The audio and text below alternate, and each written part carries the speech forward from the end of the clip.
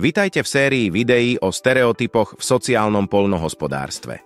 Sociálne poľnohospodárstvo pomáha znevýhodneným ľuďom začleniť sa do spoločnosti prostredníctvom práce na farmách, ktoré nazývame sociálne farmy. Ale v sociálnom poľnohospodárstve sa stretávame s mnohými stereotypmi.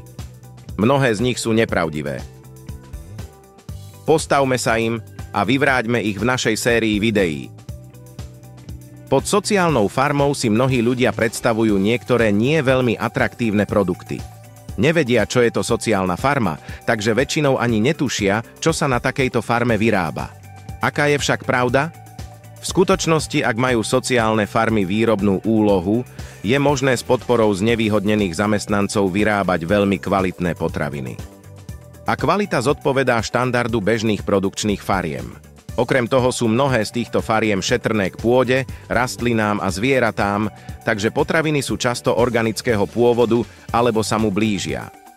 Žiaľ, v mnohých krajinách neexistuje dobré značenie výrobkov zo sociálnych fariem, takže tieto informácie musíte vyhľadávať. Čoraz častejšie sú však dostupné napríklad na sociálnych sieťach. Najlepší spôsob, ako zistiť, ako funguje sociálna farma, je ísť ju navštíviť. V mnohých prípadoch majú farmy predaj z dvora a to je najlepší spôsob, ako zistiť, čo sa na danom mieste skutočne predáva.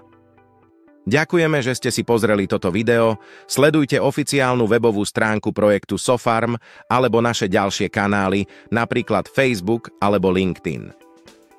Tento obsah vznikol vďaka medzinárodnej spolupráci 6 odborných partnerov a je financovaný Európskou úniou.